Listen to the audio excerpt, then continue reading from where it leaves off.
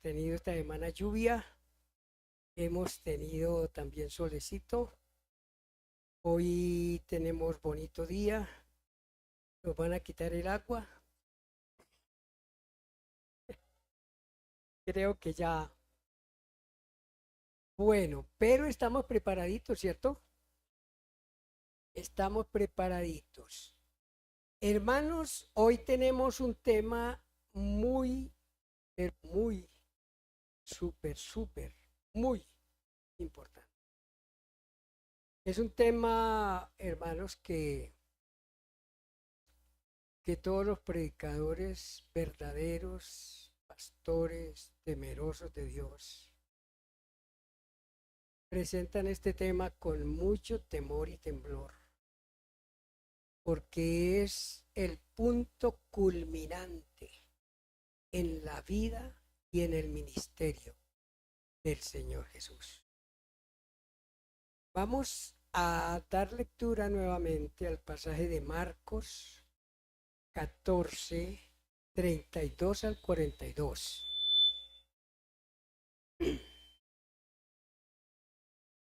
Marcos 14, 32 al 42. Pero antes, si ya ustedes tienen su Biblia allí abierta en Marcos 14, vamos a orar y vamos a pedir al Señor que nos dirija, porque somos muy poca cosa para presentar este tema. Somos muy poca cosa para hablar del acontecimiento tan grande que ocurrió allí en el huerto de Getsemaní. Oremos. Señor bendito, Padre Santo, Dios poderoso, creador de todo lo que existe. Señor, tú tuviste a bien enviar a tu Hijo para que Él fuera el que nos librara de la esclavitud del pecado y nos librara de la muerte eterna. Pero cuánto le costó a nuestro bendito Salvador. Hoy pedimos, Señor, tu dirección y tu iluminación para que podamos leer, meditar y ver lo más profundo que nos sea posible. Ver la obra tan grande, Señor, que nuestro bendito Salvador hizo, pero a base de gran sufrimiento. Nuestro Señor sufrió lo que tendríamos que sufrir nosotros y lo hizo por amor, para que nosotros no vayamos a ese lugar de tormento. Ayúdanos, Padre Santo, guíanos en el estudio y la meditación de tu santa palabra. Te lo pedimos humildemente en el nombre bendito de nuestro Señor Jesucristo. Amén.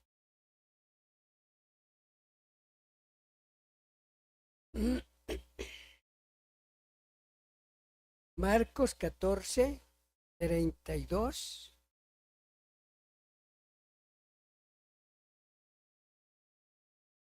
Dice de la siguiente manera.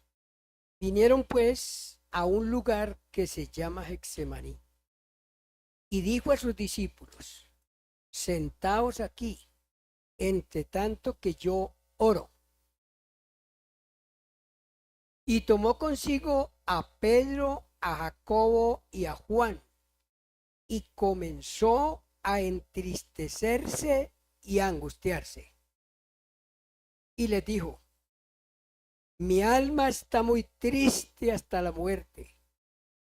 Quedaos aquí y velad.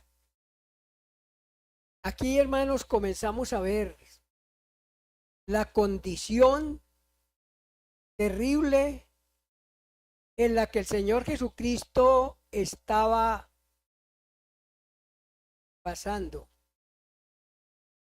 que Él tuvo que, como para desahogarse un poco, tuvo que decirle a sus discípulos: mi alma está muy triste hasta que llegue la muerte. Ustedes deben de quedarse aquí y velar. Versículo 35. Yéndose un poco adelante, se postró en tierra. Se postró en tierra, hermanos. Se arrodilló, humillado. Se arrodilló al Señor y oró que si fuese posible pasase de él aquella hora. Aquella hora era terrible. Casi la cristiandad ha puesto sus ojos en la cruz, en la crucifixión, en el momento, en el martirio de Jesús en la cruz. Pero muy pocas veces ponemos nuestros ojos en Getsemaní.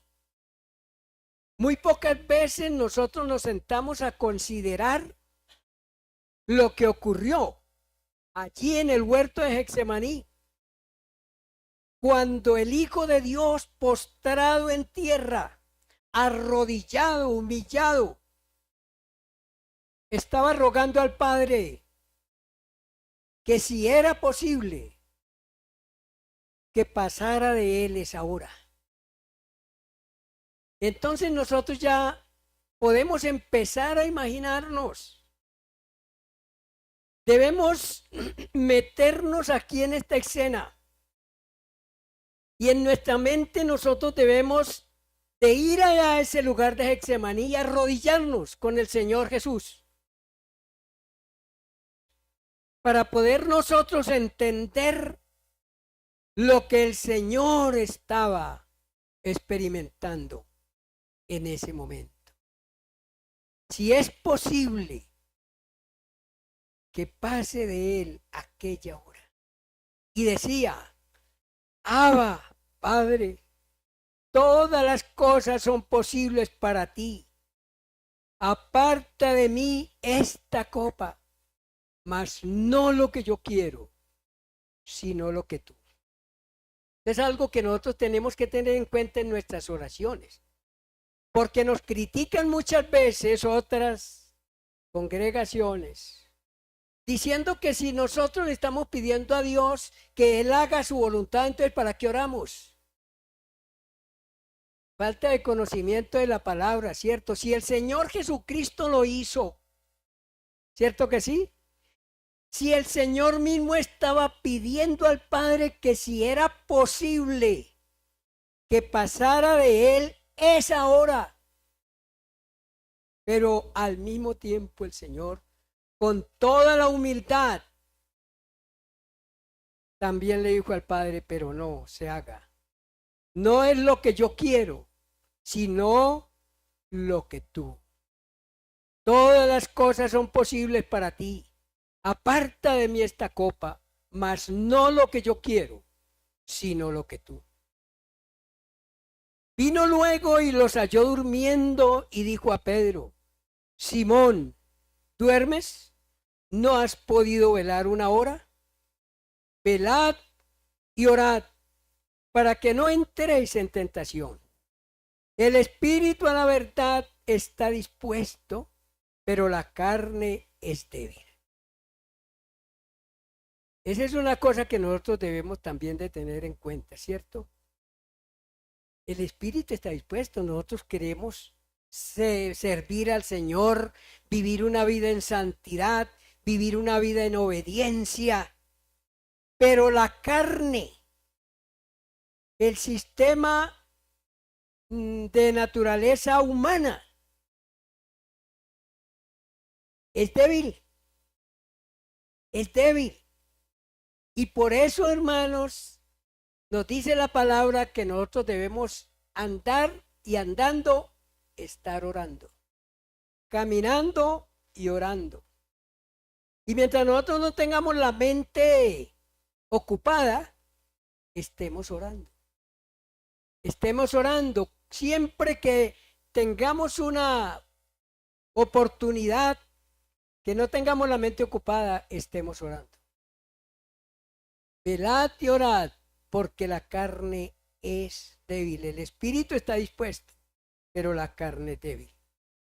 Otra vez fue y oró, diciendo las mismas palabras. Al volver, otra vez los halló durmiendo, porque los ojos de ellos estaban cargados de sueño y no sabían qué responderle. Vino la tercera vez y les dijo: dormid ya y descansad. Basta. La hora ha venido. He aquí, el Hijo del Hombre es entregado en manos de los pecadores. Levantaos, vamos. He aquí, se acerca el que me entrega. Al Señor nunca lo cogieron por sorpresa. El Señor sabía lo que iba a ocurrir en el futuro inmediato. Y eso pues lógicamente le traía mayor sufrimiento. Porque hermano, pongámonos a pensar, si alguno de nosotros supiera cuándo se va a morir, ¿cierto? Estamos aquí, pero sabemos que nos vamos a morir mañana, no estaríamos así tan contentos ni tan tranquilos como estamos aquí hoy. Eso es un tormento, eso es una cosa terrible. Y el Señor lo sabía todo. El Señor sabía lo que iba a ocurrir en el instante inmediato.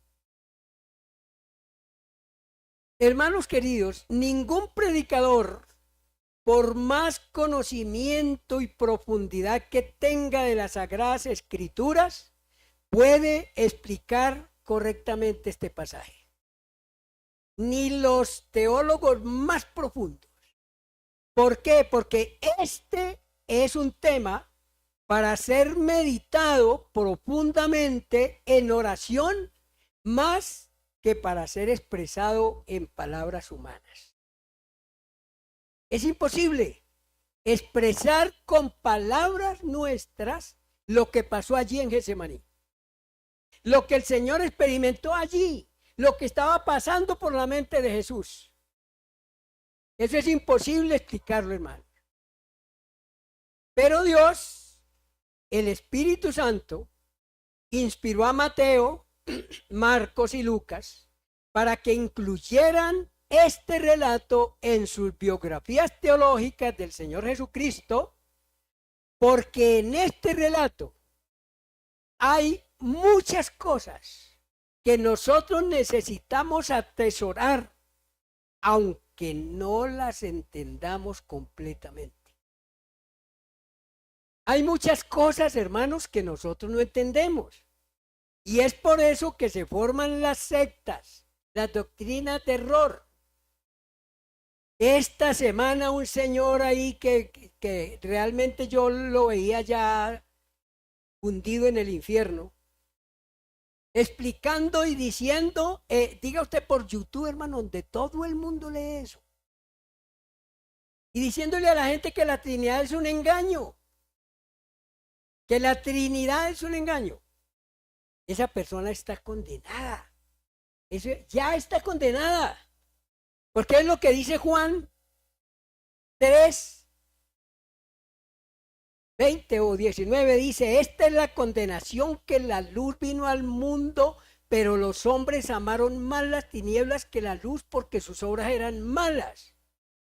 Dice, el que en él cree no es condenado, pero el que no cree ya ha sido condenado, porque no cree lo que dice la palabra de Dios. Y él tratando de explicar y mostrar que la Trinidad es un engaño, pero no se basa en la Biblia, y para poder Para poder meter su doctrina, su enseñanza falsa, tuvo que recortar Mateo 18, 28 y 19, donde dice que bautizándolos en el nombre del Padre, del Hijo y del Espíritu Santo, dice que eso no corresponde a la Biblia, que eso se lo agregaron.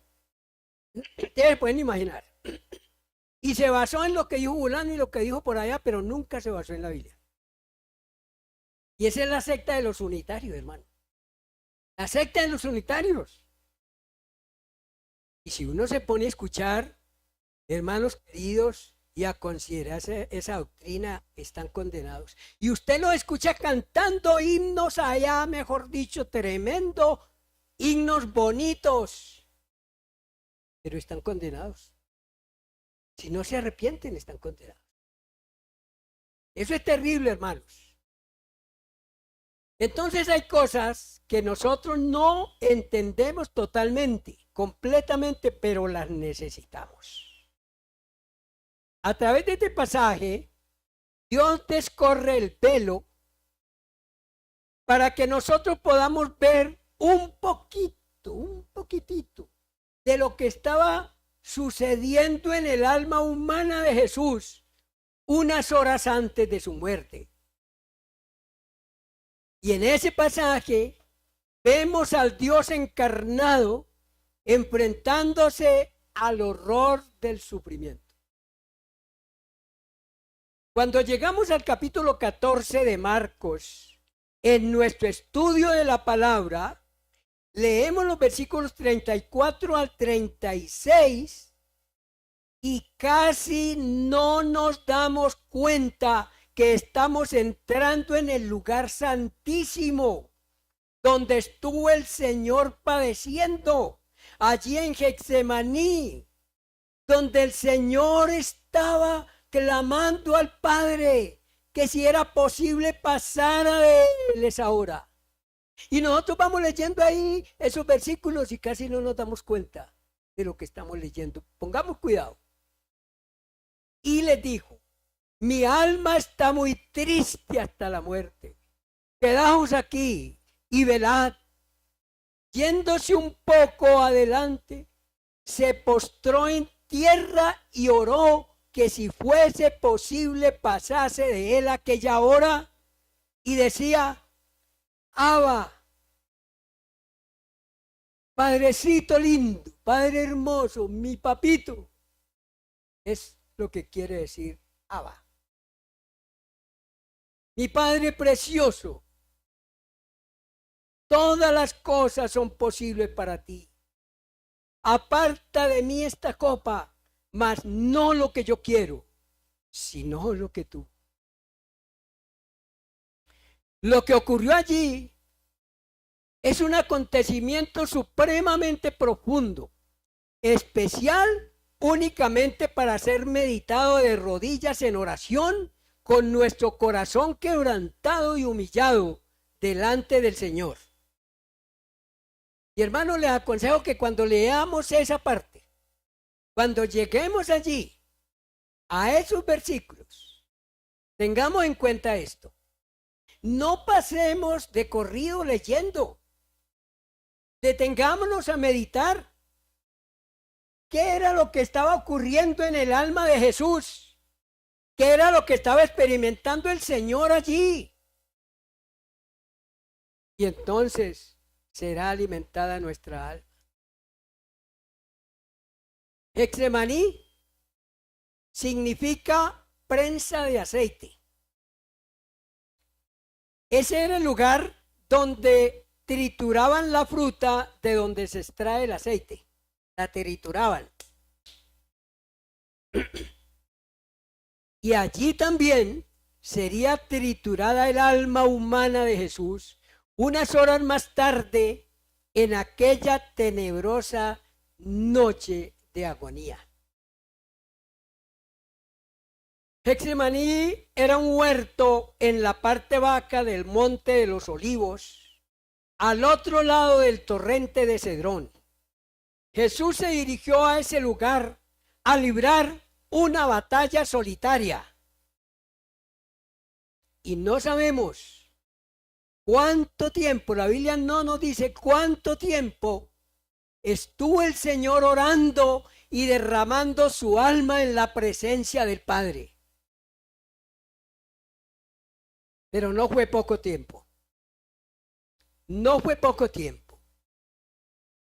La angustia que nuestro Señor Jesús experimentó en ese lugar encierra un misterio tan profundo que, como ya lo he dicho, ningún ser en este mundo, ni siquiera el teólogo más sabio y conocedor de las Sagradas Escrituras, lo puede explicar completamente.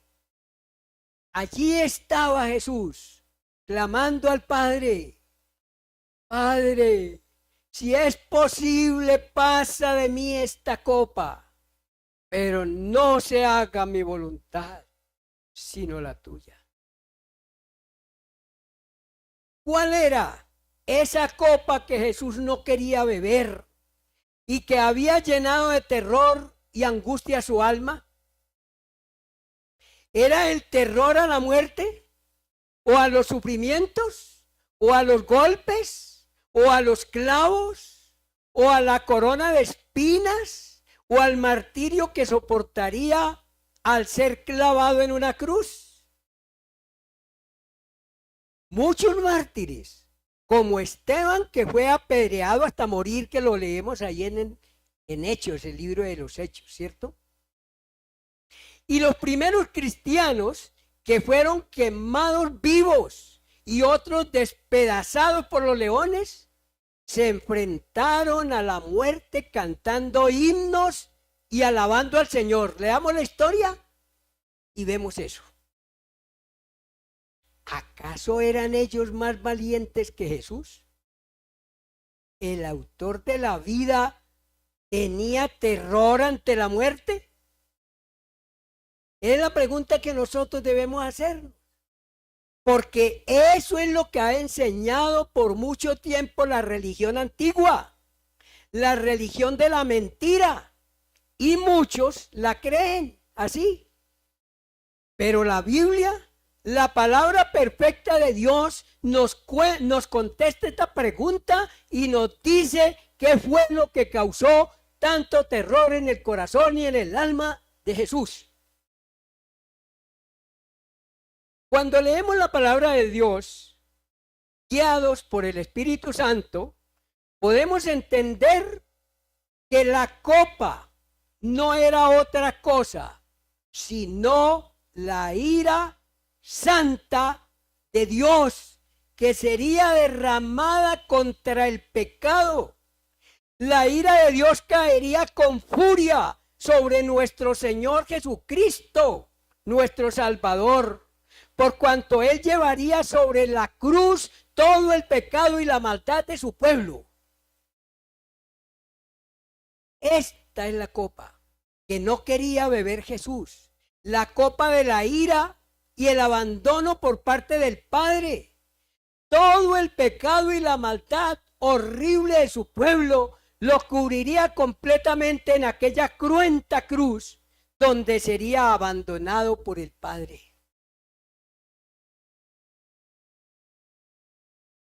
Por tanto, su corazón y su alma se llenaron de terror y angustia, pues tendría que soportar la ira de Dios y el abandono del Padre, pues el Hijo de Dios jamás, ni por un solo instante, había sido abandonado por el Padre. Esa es otra cosa que tenemos que saber para entender. Escuchemos el clamor de Jesús desde la cruz. Marcos 15:34. Dios mío, ¿por qué me has desamparado? El Padre lo había abandonado, lo que nunca había ocurrido. Recordemos San Juan 17:5, creo que es, donde dice el Señor en su oración: Padre mío,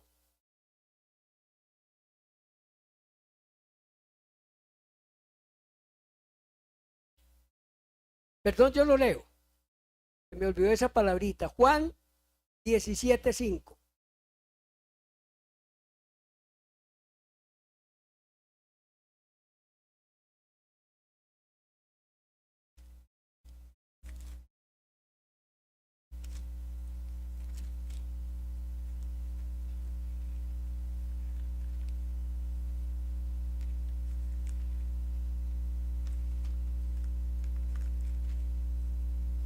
Juan 17:5. Ahora pues, Padre, glorifícame tú al lado tuyo con aquella gloria que tuve contigo antes que el mundo fuese.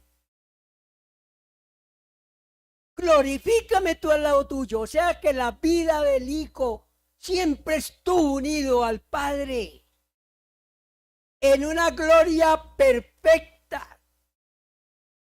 en una gloria inmensa, donde solo hay unidad, felicidad, amor, unidad. Y ahora el Hijo era abandonado por el Padre. Ahora el Hijo era abandonado por el Padre.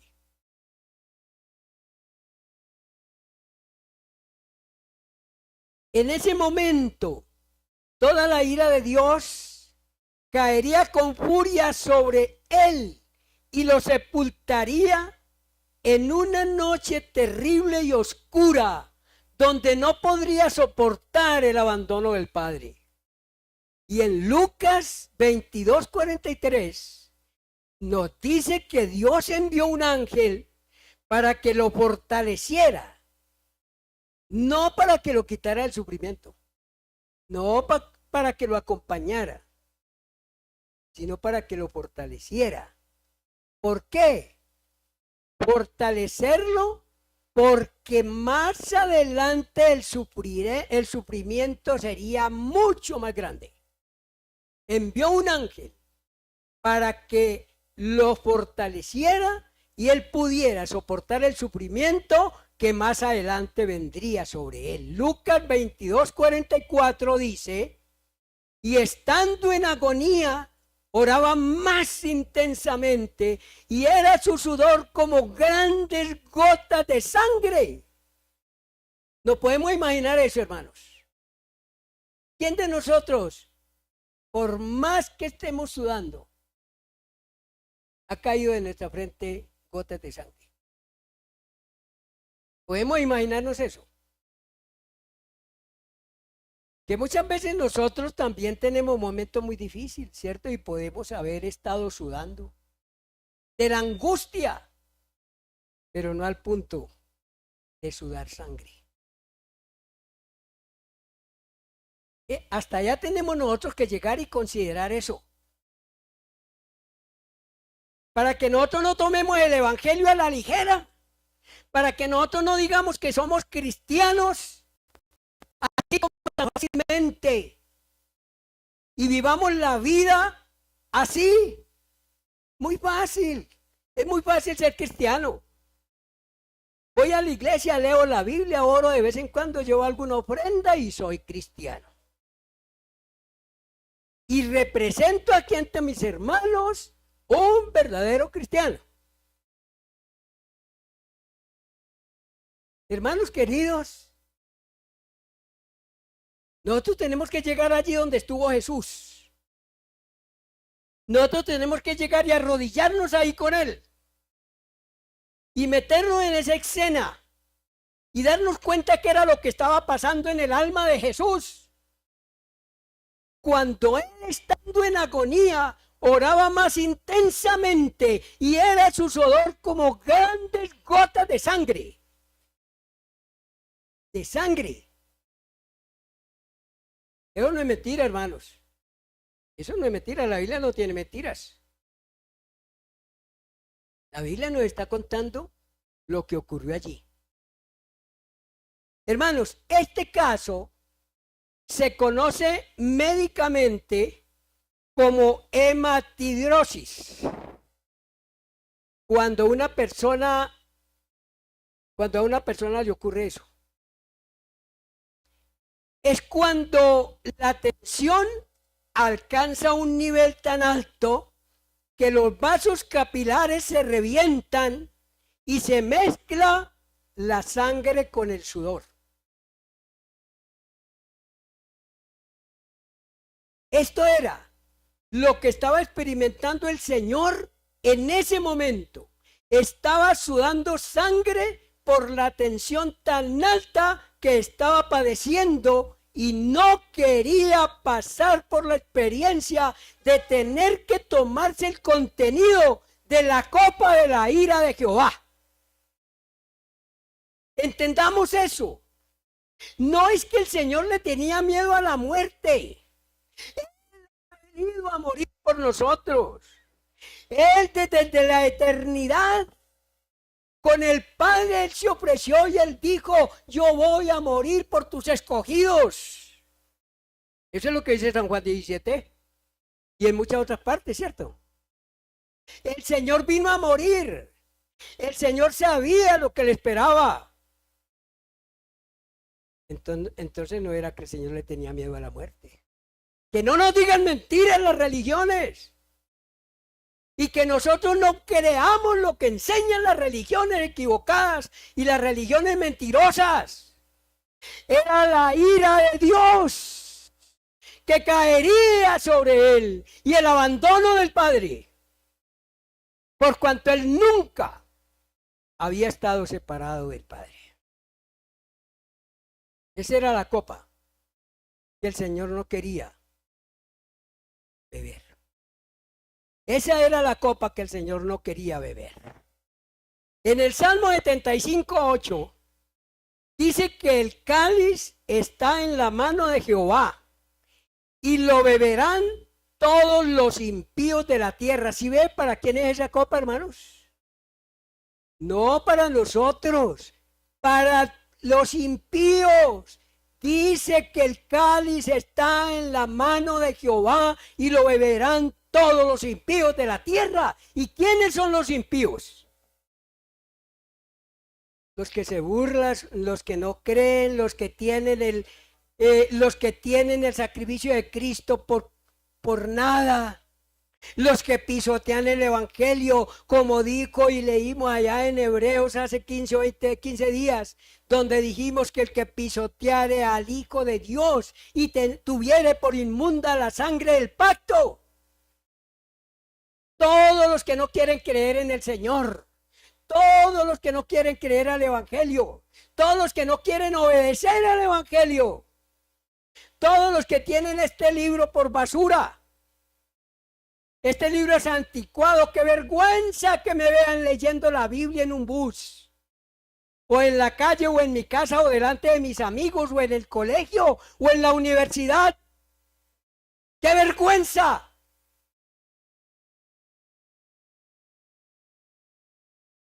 Los impíos, los que no creen, los que no quieren, los que no reconocen el sacrificio grande, profundo, que Jesús hizo por nosotros. Los que no piensan en ese momento de agonía de Jesús en Getsemaní. Esos son los impíos. Ellos dicen que beberán el cáliz de la ira de Jehová. Y los profetas Isaías y Jeremías se refieren a esa copa, porque cáliz es copa, para que no nos confundamos. El cáliz o la copa es lo mismo. Isaías y Jeremías se refieren a esa copa como el cáliz de su furor. Isaías 51:22 y Jeremías 25:15. Esto es lo que el Señor experimentó en el huerto de Getsemaní por ti y por mí. Pensemos en eso. Metámonos ahí. Consideremos eso. Y no tomemos el evangelio por juego. No es un juego. Es muy profundo y muy delicado y muy peligroso. Como dice el apóstol Pablo, no vaya a ser que yo después de haber sido heraldo para muchos venga a ser eliminado.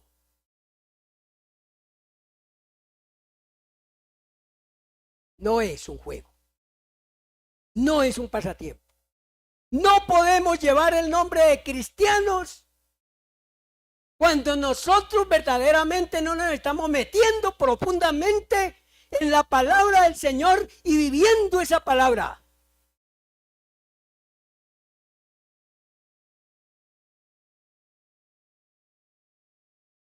Consideremos eso, hermano. Esto es lo que el Señor experimentó en el huerto de Getsemaní, por ti y por mí. Y esto es lo que recordamos siempre cuando celebramos cena del Señor. Por eso, hermanos queridos, la cena del Señor no es así. Que tome a todo el mundo, a todo pecador, sin arrepentirse, sin haber nacido de nuevo. A todo el mundo se le da la cena. Eso es una burla. Como lo es la misa, donde están sacrificando a Cristo todos los domingos y en cada misa. Eso no es un juego, hermano. Allí es donde nosotros debemos tener temor y temblor. Y eso es lo que celebramos en la cena del Señor. Vamos hoy, hermanos, a celebrar la cena del Señor, teniendo estas palabras en nuestra mente. La agonía de Jesús en Getsemaní.